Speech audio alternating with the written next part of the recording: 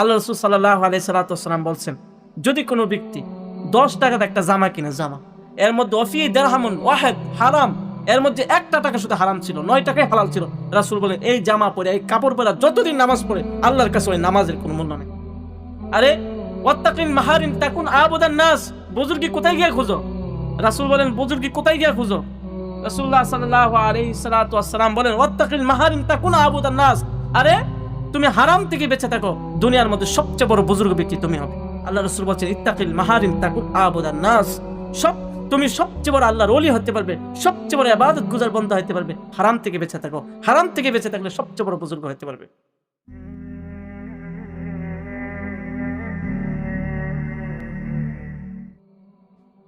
নাহমাদুহু ওয়া নুসাল্লি আলা রাসূলিহিল কারীম, আম্মা বা'দ, ফাআউযু বিল্লাহি মিনাশ শাইতানির রাজীম, বিসমিল্লাহির রহমানির রহিম, ক্বাদ আফলাহাল মুমিনুন।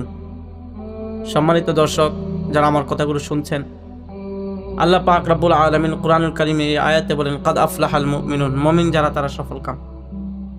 সফল বলতে আমরা কি বুঝি? সফলতা বলতে দুনিয়াদাররা কি বুঝে?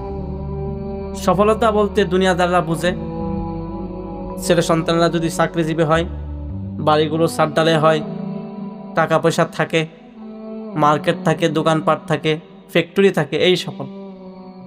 অথচ আল্লাহ পাক রব্বুল আলামিন কুরআনুল কারীমে বলেন সফলকে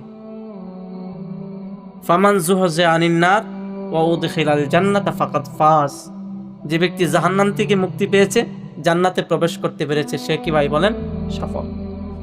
আর এখানে আল্লাহ পাক রব্বুল আলামিন বলেন ক্বাদ আফলাহাল মুমিনুন, মুমিনরা সফলকাম। এখন বলেন মুমিন বলতে কি বুঝি আমরা? মুমিনকে আমার কাগজে কলমে আমার লেখা মুসলিম, আমি মুসলমান, আমার বাপ আব্দুল্লাহ, আমার দাদা আব্দুর রহমান, আমার দাদার দাদা আব্দুল গাফফার, আমার নাম আব্দুল্লাহ, মুসলিম, এটাই মুসলিমের পরিচয় নাকি? খাতা কলমে থাকলেই মুসলিম কি বলেন? হ্যাঁ, খাতা কলমে মুমিন থাকলেই মুমিন লেখা? হ্যাঁ, না। নবী পাক আলাইহিস সালাতু ওয়াস সালাম বলছেন বিস্তারিত মুমিন কাকে বলে, তার হাদিসগুলো আমি আপনাদেরকে বলছি, একে একে বলছি। মুমিনকে আল্লাহ রাসূল সাল্লাল্লাহু আলাইহি সাল্লাতু ওয়াস সালাম বলছেন লা ঈমান লিমান লা আমানাতা লা, ওই ব্যক্তি মুমিন না যার আমানত নেই। আমানত বুঝেন তো, যে আমানত রক্ষা করে না তা সে মুমিন হতে পারে না। আর এই আয়াতের মধ্যে আল্লাহ পাক বলেন ক্বাদ আফলাহাল মুমিনুন, মুমিনরা সফলকাম। কোন মুমিন? মুমিনের কয়েকটা গুণ, আল্লাযীনা হুম ফি সালাতিহিম খাশুন, যারা নামাজ পড়ে। মুমিন কি পড়বে বলেন? নামাজ পড়বে। ওয়াল্লাযীনা হুম আনিল লাগবি মুরিদুন, মুমিনের 2 নম্বর সিফত হলো তারা অনার্থক কোনো কাজ কথা সবকিছু থেকে বিরত থাকে, অনার্থক কোনো কিছু করবে না। আপনারা জানেন কি না জানি না, লোকমান আলাইহিস সালাতু ওয়াস সালাম একজন বহুত বড় মাপের একজন মানুষ ছিলেন। শুনছেন তো নাম? আল্লাহ পাক রব্বুল আলামিন সূরাতুল লুকমান একটা সূরা নাযিল করছে। লোকমান আলাইহিস সালাতু ওয়াস সালামকে জিজ্ঞাসা করেছিলেন, আপনি যে এত বড় একজন আল্লাহর ওলি হয়েছেন, উনি নবী ছিলেন না, একজন আল্লাহর বিশেষ ব্যক্তি ছিলেন, আপনি যে আল্লাহর বিশেষ একজন ব্যক্তি হয়েছেন বা আপনি এত বড় মাপের একজন ব্যক্তি, আপনার কি কি গুণ আছে? এই গুণের কারণে আপনি এত বড় হয়েছেন। বলতেছে আমার মধ্যে 2টা গুণ আছে, হয়তো এই 2 গুণের বিনিময়ে আল্লাহ পাক আমাকে এত শ্রেষ্ঠত্ব দান করছে। আমি জীবনে অনার্থক কোনো কথা, অনার্থক কাজ জীবনে কোনোদিন করিনি।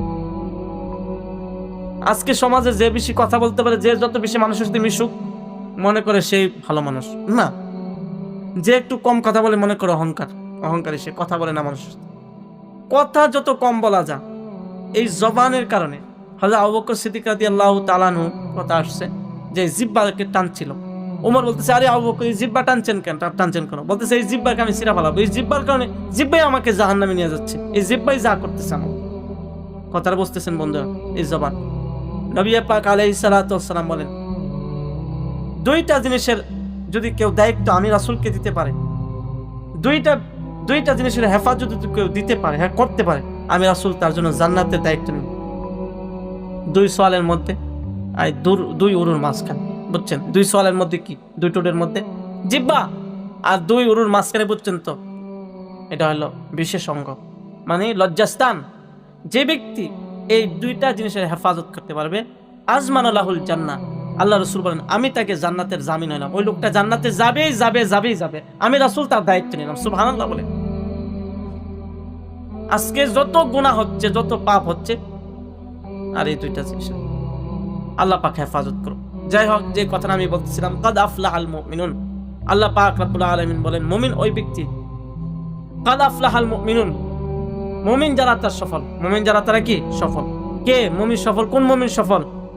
জীবনে যে নামাজ পড়ে না, ঈদের নামাজ পড়ে না, জুম্মার নামাজ পড়ে না, 5 ওয়াক্ত নামাজ পড়ে না, রোজা রাখে না, যাকাত দেয় না, ফিতরা দেয় না, হ্যাঁ, হালাল হারাম চলে না, সুদ খায়, ঘুষ খায়, ব্যাংকে টাকা রাখা, জমা রাখা, ব্যাংকে টাকা রাখা ইন্টারেস্ট খায়, আছে না এরকম মুসলমান?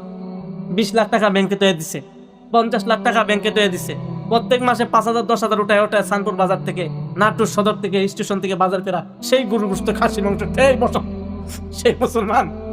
বলেন সেই মুসলমান? এই মুসলমান হয়ে গেছে। হ্যাঁ মুসলমান তো, বাপ যে আব্দুর রহমান নাম, বাপের দাদার নাম যে আব্দুল গাফফার, আব্দুল করিম, তো মুসলমানই তো ভাই, মুসলমান না? 50 লাখ টাকা 20 লাখ টাকা ব্যাংকে তৈরি দিছে, মাসে 4,000 5,000 10,000 টাকা ইন্টারেস্ট আসে, ইন্টারেস্ট পর্যন্ত একবারে পিওর খাঁটি সুদ আসে, আর সেই মুসলিমেরা খা এই ইফতারিটা, এই টাকা দিয়ে ইফতারি করে, সেহরি করে। আল্লাহ রাসূল সাল্লাল্লাহু আলাইহি সাল্লাম বলছেন, যদি কোনো ব্যক্তি 10 টাকাতে একটা জামা কিনে, জামা এর মধ্যে অফি দিরহামুন ওয়াহিদ হারাম, এর মধ্যে 1টা টাকা শুধু হারাম ছিল, 9 টাকাই হালাল ছিল, রাসূল বলেন এই জামা পরে, এই কাপড় পরে যতদিন নামাজ পড়ে, আল্লাহর কাছে ওই নামাজের কোনো মূল্য নেই, নামাজ কবুল হবে না। কথাটা বুঝছেন? আরে ওয়াত্তাকিন মাহারিম তাকুন আবুদান নাস, বুজুর্গি কোথায় গিয়ে খুঁজো? রাসূল বলেন বুজুর্গি কোথায় গিয়ে খুঁজো? রাসূলুল্লাহ সাল্লাল্লাহু আলাইহি সাল্লাম বলেন ওয়াত্তাকিন মাহারিম তাকুন আবুদান নাস, আরে তুমি হারাম থেকে বেঁচে থাকো, দুনিয়ার মধ্যে সবচেয়ে বড় বুজুর্গ ব্যক্তি তুমি হবে।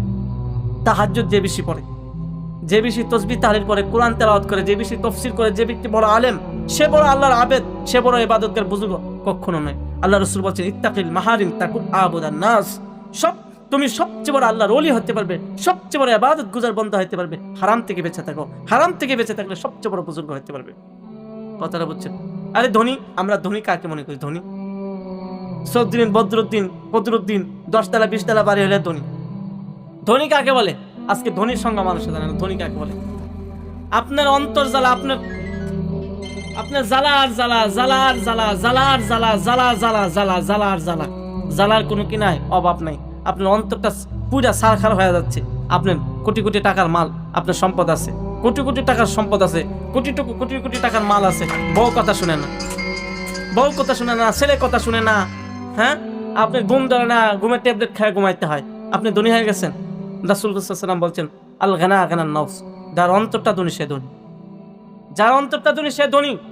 আল গানা গানান নফস ওয়ারদা বিমা কাসামাল্লাহু তাকুন আগনান নাস, আল্লাহর ফয়সালার উপর যে ব্যক্তি সন্তুষ্ট থাকে, আল্লাহ যেটা ফয়সালা করছে এর উপর যে সন্তুষ্ট থাকে, বিমা, আল্লাহ রাসূল সাল্লাল্লাহু আলাইহি ওয়াসাল্লাম বলছেন তাকুন আগনান নাস, সে সবচেয়ে বড় ধনী। আল্লাহর ফয়সালা বুঝেন তো? আল্লাহ যে হালাতে যে অবস্থা রাখে, সর্ব অবস্থায় সর্ব হালাতে সন্তুষ্ট থাকা, সে সবচেয়ে বড় ধনী। সুবহানাল্লাহ। কথাটা বুঝছেন? যে কথাটা বলতেছিলাম, কাদ আফলাহাল মুমিনুন, মুমিন ওই মুমিন সফল কাম। কে মুমিন? কোন মুমিন সফল কাম? যে মুমিন নামাজ পড়ে না, আল্লাযীনা হুম ফি সালাতিহিম খাশিউন, যে মুমিন নামাজ পড়ে সে মুমিন সফল কাম। 2 নম্বর ওয়াল্লাযীনা হুম আনিল লাগবি মুরিদুন, যে মুমিন অনর্থক কথা কাজ থেকে বিরত থাকে, অনর্থক সবকিছু থেকে বিরত থাকে, সে সফল কাম। কোন মুমিন সফল কাম? ওয়াল্লাযীনা হুম লিযাকাতি ফাইলুন, যে মুমিন যাকাত দেয় সে ব্যক্তি সফল কাম। যে মুমিন, আজকে আমার আলোচ্য বিষয় এটাই, যে মুমিন যাকাত দেয় সে সফল কাম। বোঝা গেছে যে মুমিন যাকাত দেয় না সে সফল কাম নয়, সে মুমিন নয়। আরে হাদিসের মধ্যে আসছে, আল্লাহ রাসূল সাল্লাল্লাহু আলাইহি ওয়াসাল্লাম বলছেন যে লা ইমানা লা ইমানা লা ইমানা লা ইউমিনু লা ইউমিনু লা ইউমিনু, মুসলিম শরীফের হাদিস। ওই ব্যক্তি মুমিন না, ওই ব্যক্তি মুমিন না, ওই ব্যক্তি মুমিন না। সাহাবারা বলছে হুজুর কে মুমিন না বলেন? বলতে যে ব্যক্তি প্রতিবেশীকে কষ্ট দেয় সে মুমিন না। হাদিসের মধ্যে আসছে, সাহাবারা বলছে ইয়া রাসূলুল্লাহ, উমুক একটা মহিলা খুব নামাজ রোজা যাকাত সব আছে, সবকিছুই আছে, কিন্তু প্রতিবেশীকে কষ্ট দেয় জবান দিয়ে। আল্লাহ রাসূল বলছেন হিয়া ফিন্নার, সে জাহান্নামী। আর অমুক মহিলা সে কষ্ট দেয় না, প্রতিবেশীকে কষ্ট দেয়, নামাজ কালাম পড়ে কিন্তু এত বেশি না, রাসূল বলছেন হিয়া ফিল জান্নাহ, সে জান্নাতে। সুবহানাল্লাহ। আজকে আমরা মনে করি ইসলাম নামাজ রোজা হজ যাকাতে ইসলাম। না না ভাই, ইসলাম একটা পূর্ণাঙ্গ জীবন বিধানের নাম, এর মধ্যে সবকিছুই আছে। যাই হোক, আমি যে কথাটা বলতেছি, 1 নম্বর ওই মুমিন সফল কাম যে ব্যক্তি নামাজি। যে ব্যক্তি নামাজি না সে সফল কাম মুমিন হতে পারে। সফল কাম ওই মুমিন যে মুমিন অনর্থক কথা কাজ থেকে বিরত থাকে। সফল কাম ওই মুমিন যে মুমিন কি দেয়? যাকাত আদায়। এরপরে আসছে ওয়াল্লাযীনা হুম লিফুরুজিহিম হাফিজুন, সফল কাম ওই মুমিন, সফল কাম ওই মুমিন যেই মুমিন আল্লাহ মানে কি করে? হেফাজত করে। এদিকে ভাই বলেন, সফল কাম ওই মুমিন যেই মুমিন তার লজ্জাস্থানকে কি করে? হেফাজত করে। বুঝতেছেন কথাগুলো বন্ধুরা? এরপরে আসেন, যাই হোক, যে কথাটা আমি আজকে বুঝাইতে চেয়েছি, আজকে জাকাতের যেহেতু আলোচ্য বিষয়, জাকাত নিয়ে আলোচনা করব। আজকে আমি জাকাত নিয়ে আলোচনা করব, এর আগেও জাকাত নিয়ে আলোচনা, সদকাতুল ফিতর, জাকাত আর সদকাতুল ফিতর। জাকাতের একটা ভিডিওর মধ্যে আমি বিস্তারিত আলোচনা করছি না। সদকাতুল ফিতর কার উপর ওয়াজিব? সদকাতুল ফিতর ওই ব্যক্তির উপর ওয়াজিব যার উপর জাকাত ওয়াজিব।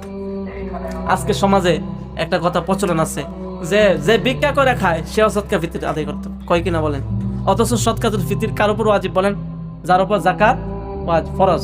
আর সদকাতুল ফিতরের যে নেশাব জাকাতের সেই নেশাব, জাকাতের যে নেশাব সদকাতুল ফিতরের সেই নেশাব। অনেকেই জানেন, আপনি জিজ্ঞাসা করে দেখেন কথাগুলো বুঝতেছেন?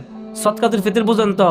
আরে সদকা যে দেয়, সদকাতুল ফিতর ওই যে 80 টাকা করে করছে না নাটুর বাসীর জন্য 80 টাকা, এই 80 টাকার কথা গল্প করছি।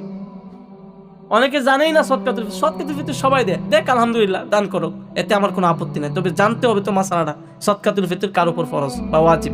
সদকাতুল ফিতর ওই ব্যক্তির উপর ওয়াজিব যার উপর জাকাত ফরজ। জাকাতের নেশাব আর সদকাতুল ফিতরের নেশাব একই। আল্লাহ পাক সবাইকে বুঝবার তৌফিক দেন। ওয়া আখিরু দাওয়ানা আলহামদুলিল্লাহ।